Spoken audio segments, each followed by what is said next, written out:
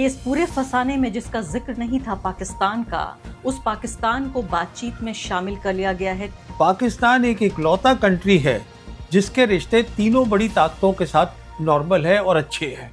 अच्छा, रशिया भी उनके साथ क्लोज रिलेशन करना चाहता है। Pakistan can be the host country, यहाँ बातचीत हो सकती है। और 1 घंटे के अंदर डोनाल्ड ट्रंप ने उसको रीट्वीट कर दिया। साथ में क्या है, सिक्योरिटी की बात है कि अगर ईरान की टीम आती है नेगोशिएशन के लिए, यहाँ से गए अपना पहुंच गए पाकिस्तान। और मलेशिया के प्रधानमंत्री ने भी बाकायदा उनको कोट ट्वीट करते हुए कहा है कि मैं इसको सपोर्ट करता हूँ। इस तरह से मुस्लिम वर्ल्ड पाकिस्तान को बहुत अहमियत दे रहा है। सऊदी अरब ने कहा कि भाई हमारे भाई पाकिस्तान को बुला लीजिए, ये सही बात है। और देखिए, तालमेल रखने में पाकिस्तानी बहुत अच्छे हैं। ये कब हुआ था आखिरी बार इतिहास में कि वेस्ट एशिया में एक मुल्क इतना ताकतवर हो गया कि उसने दुनिया के सबसे ताकतवर, क्योंकि इजराइल को नहीं हराया, यहाँ यूनाइटेड स्टेट्स ऑफ अमेरिका को हराया है।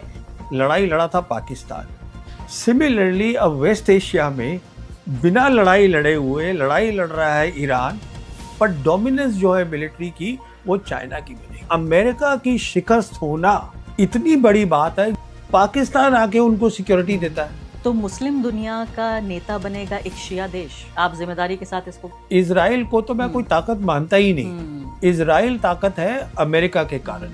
ईरान ही तो रास्ते में आ रहा है इजराइल के, और कौन खड़ा हो रहा है? ये से ईरान के ऊपर जो थोपी गई जंग है उस पर लगातार खबरें देख रहे हैं। अब ये बहुत ही हास्यास्पद एक तरह से स्टेज में ये जंग आ चुकी है, जहां डोनाल्ड ट्रंप इस तरह की उल जलूल बातें और उल जलूल बयानात दे रहे हैं, जहां पर ईरान की मिलिट्री ही उनका मजाक उड़ा रही है।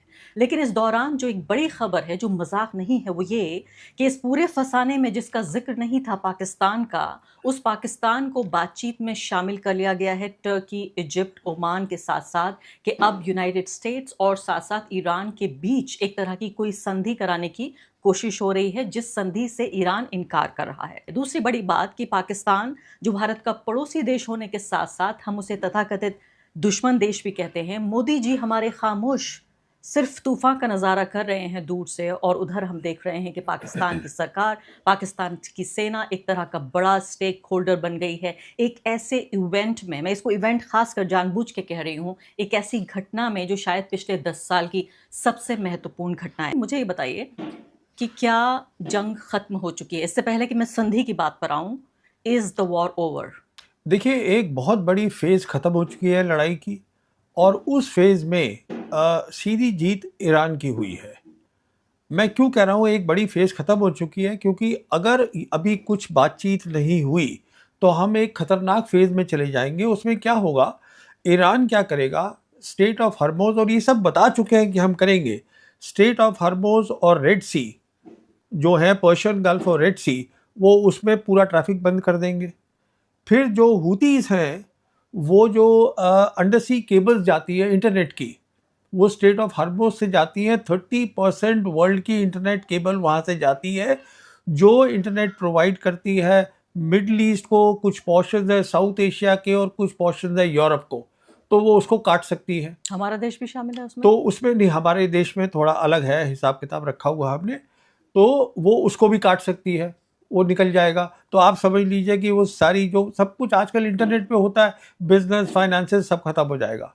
अच्छा, दूसरा क्या होगा, जैसे उन्होंने कहा है, ईरान ने कहा है कि अगर आप हमारी एनर्जी, पावर स्टेशन और हमारे डीसैलिनेशन प्लांट्स में मारेंगे तो हम वो सब कुछ यहाँ भी कर देंगे, जीसीसी कंट्रीज़ में। तो कहने का मतलब ये है, एक तो वहाँ तबाही होगी, और दूसरा यहाँ पे जो जीसीसी कंट्रीज़ है उसका इतना नुकसान हो सकता है कि अगले कुछ डेकेड्स तक नॉर्मलसी नहीं आएगी, कुछ दशकों तक नहीं आएगी। हाँ। आपने कहा जंग का एक फेज खत्म हो चुका है। आज भी ईरान में 13 लोग मारे गए हैं। ये कैसी जंग खत्म हुई है जहां 1 दर्जन लोग उस दिन मारे गए, जहां डोनाल्ड ट्रंप कह रहे हैं कि 5 दिनों के लिए हमने जंग को बंद कर दिया है? तो उसका कारण क्या है कि नेतन्याहू ने साफ कहा है कि मैं तय करूंगा जब जंग कब खत्म होगी, अमेरिका तय नहीं करेगा, वो उन्होंने साफ कह दिया है। तो वो इजराइल जो है वो अपनी जंग खत्म नहीं कर रहा है, ये तय है। इसलिए एक खबर और भी आई है कि 11 कंट्रीज ने अपने सिटीजन को कहा है कि आप इजराइल को छोड़ के चले जाइए, क्योंकि इजराइल पे बहुत बमबारी हो रही है, वहाँ पर सेंसरशिप है, इसलिए वहाँ से पता नहीं चल पा रहा है कि हो क्या रहा है। पर इज़राइल का मुद्दा ये है कि मुझे किसी तरीके से जंग को बढ़ाते रहना है, ख़त्म नहीं करना क्यों? है। क्योंकि उनका इसी जो अकेले वो लड़ाई लड़ नहीं सकते, अगर और लोग जुड़ते जाएंगे तो उनकी ये सोच है कि वो सारी चीज़ बढ़ जाती है, वो आपस में लोग लड़ेंगे और वो अपने आप को they want to emerge as the number one power in the region. और इस दौरान चुनाव भी आ जाएंगे। अब देखिए वो चुनाव जब लड़ाई होती है ना तो फिर चुनाव नहीं नहीं, होते। मैं तो कह रही हूँ फायदा तो यही करना तो यही चाहते हाँ, हैं वो देखिए नेतन्याहू। वो दूसरी हाँ लेकिन बोलिए। मैं अब बात करना चाहती हूँ बहुत महत्वपूर्ण बात पर, जो जी। बिल्कुल हमने कहा है कि वॉर हमारे घर आ गई है कई तरीके से। हम्म। पाकिस्तान ये कहाँ से आया? कैसे पाकिस्तान का दखल यहाँ पर हो रहा है? इस पूरी जंग में पाकिस्तान को तो अपने घर के अंदर जो है संभालना मुश्किल हो रहा था। लोग अयतुल्ला अली खामनेई की जब हत्या उनकी की गई तो कॉन्सुलेट को जला दिया गया, यूएन के ऑफिस पे हमला कर दिया गया, एक राइट वाली सिचुएशन हो गई थी। अचानक शांति का मसीहा कैसे बन गया पाकिस्तान? देखिए ऐसा है कि ऑपरेशन सिंदूर जब हुआ था उसके बाद से, बल्कि मैंने कुछ वीडियो पे इस पे किए थे, पाकिस्तान की जियोपॉलिटिकल प्रोफाइल बढ़ गई थी बहुत ज़्यादा। और हुआ ये था कि जैसे आज हम जानते हैं दुनिया जो है वहाँ पे 3 बड़ी ताकतें हैं। पाकिस्तान एक इकलौता कंट्री है जिसके रिश्ते तीनों बड़ी ताकतों के साथ नॉर्मल है और अच्छे हैं। चीन के साथ अच्छे हैं बहुत, वो तो है ही है। अमेरिका के साथ उनके रिश्ते बहुत अच्छे हैं। आप देखिएगा कि अमेरिका की जो यूएस कांग्रेस रिपोर्ट आई थी लास्ट ईयर नवंबर की, उसमें साफ लिखा था जो 4 दिन की जंग हुई है हिंदुस्तान और पाकिस्तान के बीच में, उसमें पाकिस्तान की फौज ने अच्छा काम किया है। देखा मैंने रिपोर्ट। और साथ में फिर वो बताते रहे, प्रेसिडेंट ट्रंप भी खुश रहे कि मैंने सीज फायर कराया था और उसको क्रेडिट भी दे रहे थे वो, तो वो भी बड़े खुश है। उन्होंने भी एक रोल दे दिया था इनको वेस्ट एशिया के अंदर जहाँ भी जंग चल रही है। अच्छा, रशिया भी उनके साथ क्लोज रिलेशन करना चाहता है। कहने का मतलब ये है कि तीनों बड़ी ताकतें उनके साथ उनके रिश्ते बहुत अच्छे हैं। और फिर जैसे हम जानते हैं पिछले साल उन्होंने एक संधि करी थी सऊदी अरेबिया के साथ, which is the strategic defence partnership agreement that they had done with the Saudis. अच्छा, उसके बाद क्या है, ये इन्होंने शुरू से तालमेल रखा। 28 फरवरी को जब जंग शुरू हुई है तो army chief field marshal Asif Munir, prime minister उनका और विदेश मंत्री वो तालमेल रख रहे थे ईरान के साथ भी और सऊदीज के साथ तो है ही, बाकी और ताकतों के साथ भी। ये जो 4 ताकतें इकट्ठी हो गई जो कि उसमें शामिल हैं, आपके इजिप्ट हैं, इजिप्ट अरब लीग का वो इकट्ठा कर सकते हैं, फिर ओमान है वो जीसीसी कंट्रीज़ के हैं, फिर टर्की है उनकी अपनी एम्बिशन है पर वो खिलाफ हैं इजराइल के, और फिर पाकिस्तान है, ये चारों हो गए। फिर आप देखिएगा कि संडे को खबर आई 22 मार्च को कि आसिफ मुनीर की बात टेलीफोन पे ट्रंप से हो गई। उसके बाद 2 दिन के बाद 24 को मोदी जी की हुई है, उसके बाद नहीं मोदी नहीं जी की वो हुई है नहीं कल। नहीं वो हाँ, अलग है, अलग पहले बात। ये हाँ, कहानी खत्म जी कर लें। जी जी।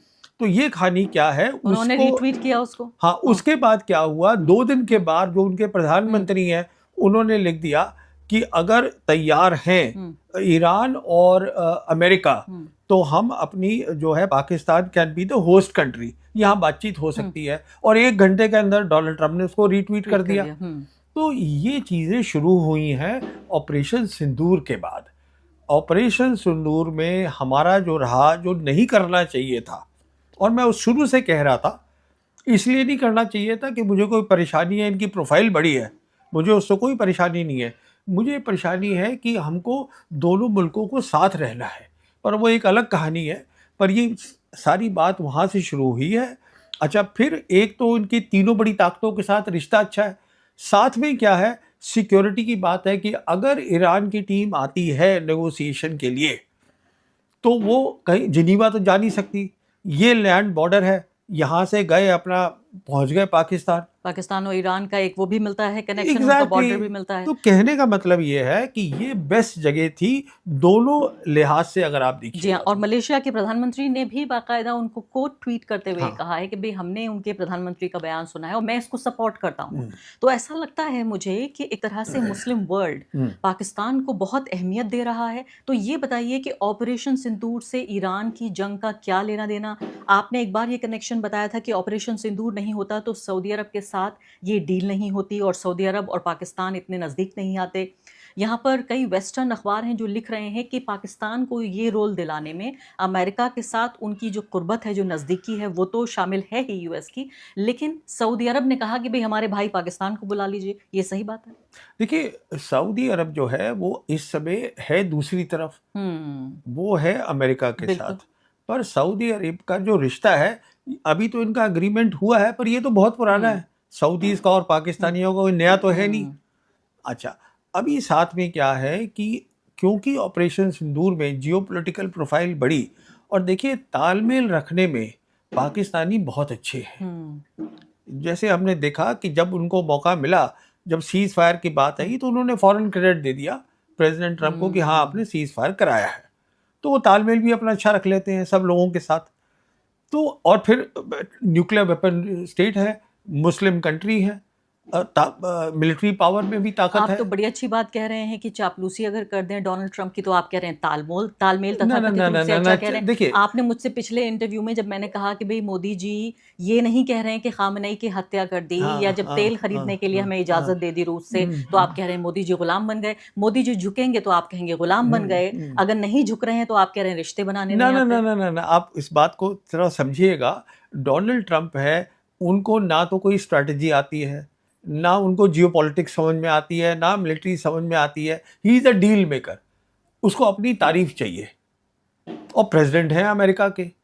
तो अगर उसने सीज फायर में काम किया है, जो कि किया है, ये भी नहीं है कि पाकिस्तानी झूठ में उनकी तारीफ कर रहे हैं, उन्होंने किया है। इनफैक्ट आप याद करिएगा, जब ऑपरेशन सिंदूर हुआ था, तो उन्होंने सबसे पहले ट्वीट किया था कि दोनों लोग जो है वो तैयार हो गए हैं, मतलब अब ये हो गया और है सीज सीज फायर फायर, हो गई है। उसी दिन हाँ हुआ। हाँ बिल्कुल। तो उनका रोल तो था ही उसमें। नहीं, तो आप चाहते हैं कि मोदी जी इस बात को स्वीकार कर लें भारत की जनता के नहीं, सामने वो वक्त और निकल गया। ग्लोबल ऑडियंस के सामने, और चुनाव हार जाएं यहाँ पर? अरे देखिए, वो एक अलग कहानी है। आप, चुनाव इज अ सेपरेट थिंग, पर उसका वो वक्त निकल चुका है। हमारे जो है रिश्ते जो है अमेरिका के साथ जो है, वो डोनाल्ड ट्रंप पर्सनली खुश नहीं है। आपने पिछले 15 मिनट में 3 बार बोला है कि जियोपॉलिटिकल प्रोफाइल पाकिस्तान का हाँ बेहतर हुआ हाँ है। मुझे हाँ आसान शब्दों में समझाइए, क्या मतलब हाँ है इस बात का? जी, इसका मतलब ये हुआ कि आज जो है वो 4 दिन की लड़ाई के बाद कि दुनिया बदल रही है। एक ऑर्डर जो था, जो यूनिपोलर वर्ल्ड होती थी, जहां अमेरिका सुपर पावर होता था, अमेरिका तय करता था कि कैसे रूल्स बनेंगे, इंस्टीट्यूशंस क्या होंगी, तो उनके रूल चलते थे। अब दुनिया जो है वो मल्टीपोलर हो गई है, और उसमें 3 बड़ी ताकतें आ गई हैं। तो अभी क्या हो रहा है कि अब वो रूल खत्म हो रहे हैं, अब नए रूल बनने हैं। जब एक वर्ल्ड ऑर्डर खत्म होता है और दूसरा शुरू होता है, तो मिलिट्री ताकत की अहमियत होती है, क्योंकि रूल टूट रहे हैं। इसका मतलब है और खुली छूट मिल रही है सब मुल्कों को। तो उनकी जो अंदर की रंजिश है, प्रॉब्लम्स है, मिलिट्री पावर बहुत इंपॉर्टेंट बन जाती है। अच्छा, ऑपरेशन सिंदूर के अंदर अमेरिका ने ये तय किया है कि पाकिस्तान ने अच्छा काम किया है, बेहतर किया है इंडिया से। हमारा अपना नैरेटिव है, पर अमेरिका ने ये तय करा है, और अमेरिका जो है 3 में से 1 बड़ी ताकत भी है। तो यहाँ बात ये हो रही थी कि ये जंग दुनिया को तबाह करेगी। अब बात ये हो रही है कि ये जंग दुनिया को नई शक्ल दे रही है।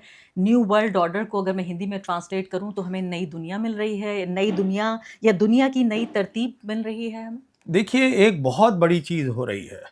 अभी यहाँ पे क्या हो रहा है कि एक जो डिमांड है जिस पे वो बिल्कुल अटल है ईरानी, वो ये है कि आप अपनी यहाँ से बेसिस हटाइए।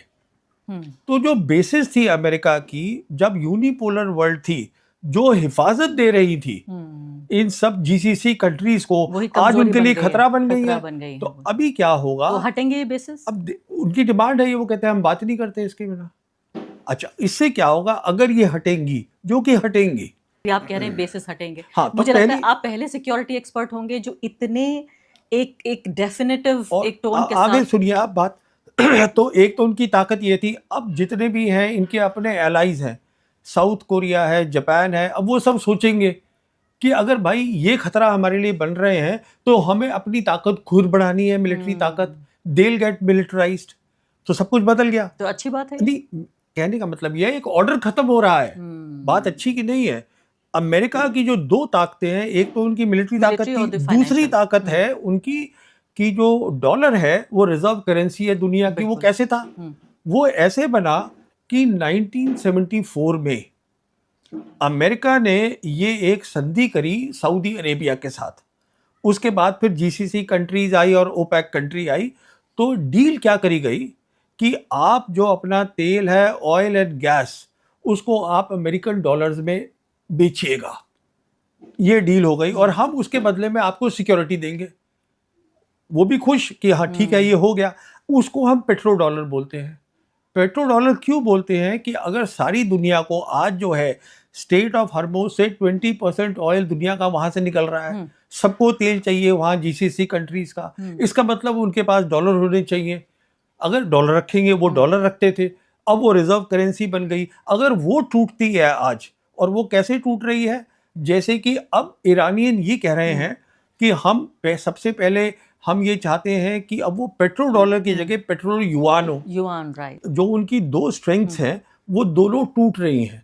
डॉलर और मिलिट्री हाँ, power. Dollar as the reserve reserve currency, currency. और उनकी जो अपनी नेशनल डेट है, जो उनका अपना कर्जा है, वो 40 ट्रिलियन डॉलर का है।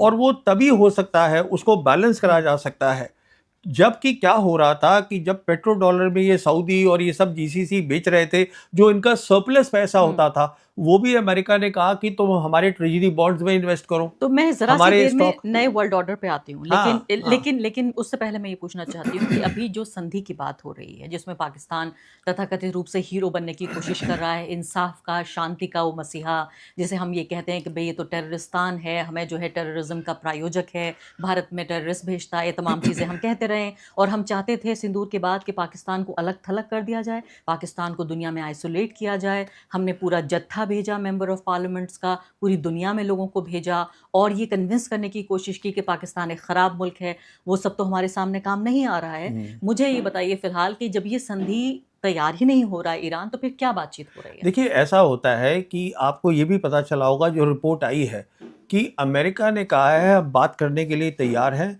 और हमारा 15 पॉइंट का पीस प्लान है।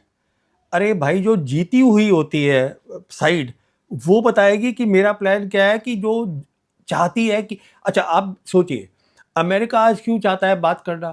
क्योंकि अमेरिका को लग रहा है, समझ में आ गया है कि आप ईरान को नहीं हरा सकते।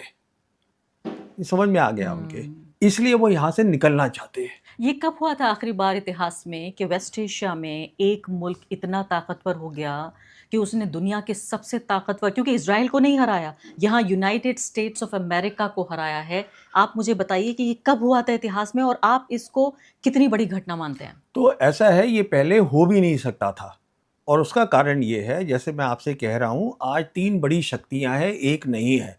पहले ऐसे कभी नहीं हुआ कि 3 शक्तियाँ हों, और जो 2 शक्तियाँ हैं बड़ी, चाइना और रशिया, एक तो इनकी खुद की काबिलियत है, ईरानीज की, बड़े अक्लमंद लोग हैं। इन्होंने 20 साल की तैयारी करी है, अंडरग्राउंड टनल्स बनाए हैं, दिमाग है, और साथ में मदद आई है। तो जब मल्टीपोलर वर्ल्ड नहीं होती तो शायद ये नहीं होता। मेन चीज़ क्या है कि देखिए, जो डिस्टेंस है ईरान का और इजराइल का, वो 1000 किलोमीटर है। अब 1000 किलोमीटर पे अगर आप ड्रोन भेज रहे हैं और वो स्लो स्पीड पे जा रहे हैं, तो वो उसको जैम कर सकते हैं, पर वो नहीं कर पा रहे। उसका कारण क्या है कि चाइनीज की मदद आ रही है। चाइनीज के जो सैटेलाइट्स हैं, एक तो वो उसको गाइड कर रहे हैं ड्रोन्स को, और जिसको हम कहते हैं जैमिंग कैपेबिलिटी, जिसको इलेक्ट्रॉनिक वॉरफेयर कहते हैं, जो ग्राउंड की इलेक्ट्रॉनिक वॉरफेयर है अमेरिका की और इजराइल की, जो इजराइल में लगी है, उससे ज़्यादा शक्तिशाली उनके सैटेलाइट्स हैं, वो उसको जैम नहीं होने दे रहे। बड़ी शानदार बात आप बता रहे हैं। तो क्या ये कुछ ऐसा ही है जैसा हमने सिंदूर के वक्त सुना था? मुझे ऐसा लगता है कि ये कहानी मैं सुन चुकी हूँ। तो आप बिल्कुल सही कह रही हैं, आप ये कहानी सुन चुकी हैं, और मैं इसका एक नतीजा और बता दूं आपको। जो आपने कहानी सुनी है वो ये थी कि जो चाइना है, सिंदूर के टाइम पे बिना लड़ाई लड़े हुए खुद अपनी कैपेबिलिटीज़ के बुत्ते पर उसने अपनी मिलिट्री डोमिनेंस बना ली थी साउथ एशिया में। लड़ाई लड़ा था पाकिस्तान। सिमिलरली अब वेस्ट एशिया में बिना लड़ाई लड़े हुए लड़ाई लड़ रहा है ईरान, पर डोमिनेंस जो है मिलिट्री की, वो चाइना की बनेगी। देखिए, ये सब नई नई चीज़ें हो रही हैं दुनिया में, पहली बार, जो कभी नहीं हुई। सोचा था आपने कभी ऐसा? खैर सोचा तो था मैंने, पर कभी सोचा नहीं था कि इतनी जल्दी जल्दी होगा, होगा। ये नहीं सोचा था। तो अब इस पूरी जंग में मैं वापस लौटती हूँ फिर संधि की हम्म, बात पर कि हम्म। भाई अमेरिका कह रहा है कि हमें ये 15 चीज़ें चाहिए, लेकिन ईरान ने जो शर्तें रखी हैं वो तो जिस वर्ल्ड ऑर्डर पे मैंने आपसे कहा कि होल्ड योर थॉट, वो पूरा वर्ल्ड ऑर्डर ही बदल देगा। जी। कह रहे हैं कि कभी हमारे ऊपर जंग नहीं होगी, हमारे नुकसान की सारी भरपाई होगी। ऐसा लगता है कि अमेरिकी फौजी जैसे ईरान आके सरेंडर कर रहे हों। देखिए, ईरान बहुत मजबूत स्थिति में है और 3 बड़ी जो उसकी शर्तें हैं उनके बारे में सोचिए। एक शर्त उनकी ये है कि हमारे पास कंट्रोल होगा स्ट्रेट ऑफ हॉर्मुज़ का। जहाँ पर आज फ्रीडम ऑफ नेविगेशन होती है वो वहाँ कंट्रोल चाहते हैं। पहली बात, बहुत बड़ी बात है। इसका मतलब है पूरा ऑयल क्या है, क्या नहीं होगा, किसी को रोकना हो, कुछ होगा वो कर लेंगे, टोल टैक्स लगाएंगे वहाँ पर। दूसरा, वो क्या चाहते हैं कि जितनी भी अमेरिका की मिलिट्री बेसेस हैं, जो सिक्योरिटी दे रही थी जीसीसी कंट्रीज़ को, आप उसको वहाँ से हटा दीजिए। कोई 70,000 फ़ौज है। अगर वो 70,000 फ़ौज हट जाएगी, एक तो मैंने उसका बताया क्या नतीजा होगा कि बाकी लोग भी सोचेंगे जिनके पास बेसेस है। साथ में ये जीसीसी कंट्रीज़ है, तो इनको जो है फिर अब ईरान के साथ कलेक्टिव सिक्योरिटी करनी पड़ेगी। तो वो सारी कुछ चीज़ बदल गई। Iran will become the dominant power in Asia. तीसरी उनकी बड़ी शर्त क्या है कि जो हमारे प्रॉक्सीज है, like Hezbollah is there, Houthis are there, इनको आप कुछ नहीं कर सकते। इन 3 चीज़ों से तभी मैं कह रहा हूं कि पूरा जो वर्ल्ड ऑर्डर है वो यहाँ बदल रहा है, क्योंकि अमेरिका की शिकस्त होना इतनी बड़ी बात है जो यूक्रेन में हो ही नहीं सकती थी।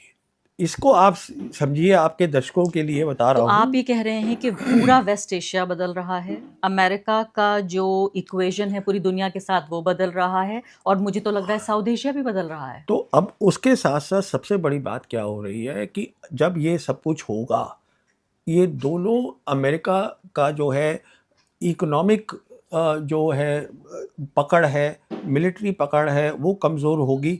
इसका मतलब जो आज हमारा ऑर्डर है वो जल्दी ख़त्म हो जाएगा और नया ऑर्डर जो है वो जल्दी आ जाएगा। नया ऑर्डर में कौन है? नया ऑर्डर में है सब ग्लोबल साउथ कंट्रीज़, और उसके साथ कौन मिला हुआ है? 2 बड़ी शक्तियाँ, चीन है और रशिया है। और इंडिया उसमें कंट्रीब्यूट कर सकता था, पर हम करना नहीं मैं चाहते। इंडिया पे आ जाती हूँ। अब ये देखिए बहुत महत्वपूर्ण बात है और बहुत कम लोग ऐसे हैं जो साफ़गोई से बात कर पाएँगे इस बारे में। क्या आप बताइए कि हम वाक़ई हम नहीं देख पाए, हम बेवकूफ़ बने, अगर सीधे-सीधे बोल देती हूँ मैं, कि इज़राइल चले गए मोदी जी, और इज़राइल जाने ठीक जंग से पहले, यानी वो लौटे हैं और कुछ घंटे बाद ही अटैक हो गया। क्या देख नहीं पाए मोदी जी? क्योंकि खबरें तो यहाँ तक छप रही हैं कि बाकायदा जो यूएस के एम्बेसडर हैं उन्होंने बोला मोदी जी को कि भई जाइए इज़राइल। कुछ मजबूरियां रही होंगी, अब हमें क्या मालूम क्या है, इसका तो मैं नहीं जानता हूं। पर ये बात बिल्कुल मुझे तय तो है, लग रहा है कि आप जानते हैं कुछ जो बता नहीं कुछ रहे हैं। ये बात बिल्कुल तय है कि आंख खोल के काम किया गया है, और आंख खोल के हमने ये तय करा है कि हमें अमेरिका के साथ जुड़ के रहना है। और हमको भी समझ में आ रहा है, ऐसी बात नहीं है यहाँ समझ में नहीं आ रहा लोगों को, हमें भी समझ में आ रहा है कि वो एक ऐसी ताकत है जो ज़्यादा दिन तक मल्टीपोलर वर्ल्ड में रहेगी, पर धीरे धीरे कम होगा। मुझे एक बात बताइए कि जब डोनाल्ड ट्रंप के साथ, अमेरिका के साथ अपने हमारे इतने करीबी संबंध हैं कि वो कहते हैं कि उठ जाओ तो हम उठ जाते हैं, वो कहते हैं बैठ जाओ तो हम बैठ जाते हैं, तेल खरीद लो खरीद लेते हैं, नहीं खरीदोगे नहीं खरीदते हैं। हम शायद बहुत कम देशों में से एक देश बचे जिन्होंने अयतुल्ला अली ख़ामनेई की हत्या, उसके बाद आप ये देखिए 165 बच्चियों का, 7 से 12 साल की लड़कियों का नरसंहार कर दिया गया ईरान में। वो तीसरी बात, हमारे ही हिंद महासागर में आके 100 ईरानी फौजियों को डुबा के मार दिया गया, हमारे मुंह से एक शब्द नहीं निकला। इससे ज़्यादा हम किसी के खेमे में और क्या जाएंगे? उसके बाद भी मोदी जी को क्यों इस संधि के लिए इनवाइट नहीं किया गया और पाकिस्तान को किया गया? नहीं, क्योंकि जैसे मैंने आपको बताया ना कि जो 3 ताकतें हैं इनका भी तो साथ में होना ज़रूरी है ना। They should be in agreement with the country जो होस्ट कर रहा तो है। टर्की से हमारे संबंध तो ठीक है, नहीं, ईरान से हमारे टर्की संबंध ठीक टर्की है। ग्रेट पावर थोड़ी ना है। ग्रेट पावर जो है वो रशिया, चाइना और तो अमेरिका है। रशिया से तो हमारे बड़े अच्छे नहीं, संबंध हैं। देखिए, रशिया को भी हमें लगता है, रशिया एक बहुत समझदार मुल्क है, समझदार लीडर है। वो भी हमसे कोई इतने खुश नहीं है, और उसकी क्यों खुश नहीं है वो भी बता देता हूँ। जब दिसंबर 2025 में प्रेसिडेंट पुतिन यहाँ पर आए थे स्टेट विजिट में, रशियंस ने खुलेआम कहा था कि जो RIC का फ्रेमवर्क है, जो रशिया, इंडिया, चाइना है, उसको आप रिवाइव करिए, उसको चालू करिए। क्योंकि सोच ये है, जो सही सोच है, कि अगर आप इस फ्रेमवर्क को चालू करेंगे तो तीनों दो दो तो बड़ी शक्तियां हो गई, और इंडिया जो है 1.4 बिलियन पीपल, बहुत काबिलियत है, लोग काबिल हैं, तीनों जब मिलके बात करेंगे तो उनकी आवाज़ जो है दुनिया में सुनी जाएगी। पर हम उसमें नहीं गए क्योंकि हम चीन के साथ खड़ा नहीं होने चाहते। तो अमेरिका अब सुपर पावर नहीं रहा? नहीं, अब 3 पावर हो गई। अब सुपर पावर कोई नाम की चीज़ नहीं है। मल्टीपोलर वर्ल्ड है और 3 बड़ी ताकतें हैं, एक चीन है, अमेरिका है और रशिया है। हम ये समझने को तैयार नहीं है कि चीन जो है एक बड़ी ताकत हो गई है। हमारी सबसे बड़ी दिक्कत ये है, अमेरिका ऐसी ताकत है क्योंकि उनमें दिमाग में एक बू है ताकत की, कि हम जो थे कोल्ड वॉर हमने ख़त्म करी, यूनिपोलर में हम थे, तो उनका कोई भी रिलेशनशिप जो है वो बराबरी का होता ही नहीं है। तो आप उनके चमचे ही रह सकते हैं, जिसे कहते हैं vessel state of a country. उनकी किसी के साथ भी चमचा, यानी कि आप ये कह रहे हैं कि विश्व गुरु नहीं, अब विश्व देखिए विश्व चेला, वो विश्व... that is your interpretation. What I am saying is, ये दोस्ती बराबरी की नहीं है क्योंकि वो करने के काबिल ही नहीं है। अमेरिका किसी के साथ बराबरी की दोस्ती करना, वो अपने एलाइज के साथ नहीं कर रहे, ईयू कंट्रीज के साथ नहीं कर रहे। हो क्या रहा है in the new world order जो बन रहा है जल्दी से, आप देखिएगा कि सारा ग्लोबल साउथ जो है 80% पॉपुलेशन दुनिया की, वो एक साथ खड़ी है, एक जैसा सोच रही है। और जो ग्लोबल नॉर्थ है, जो आज तक बड़ी ताकतें होती थी, वो टूट रही है। ईयू टूटा पड़ा है, नेटो खत्म हो रहा है, अमेरिका कहीं ये अब इसमें फंस गया है वेस्ट एशिया में, और ये हफ्तों के अंदर हो रहा है। ये देखिए ना, ये सालों नहीं लग रहे हैं इसमें। देखिए यही बात जो है समझने में लोगों को टाइम लगेगा कि कैसे इस तरीके से पूरा जियोपॉलिटिक्स और दुनिया का इतिहास बदल रहा है, जो सोचा नहीं था लोगों ने। तो इजराइल का क्या होगा? आखिरी 2 सवाल आपसे पूछना चाहती हूँ अब इस सब में, क्योंकि वेस्ट एशिया में कहा जाता है कि भाई इजराइल इतना बहादुर देश है कि वो जो है दांतों के बीच में जीभ की तरह रहता है। अब मुझे ये बताइए कि इजराइल का क्या होगा? क्या अभी भी वो दांतों के बीच में बहुत कंफर्टेबली नहीं, इजराइल की जो पूरा सपना था ग्रेटर इजराइल बनने का, वो तो हो गया खत्म। मैं जो देख रहा हूँ, जो सबसे बड़ी ताकत होगा यहाँ की वेस्ट एशिया की, वो ईरान है।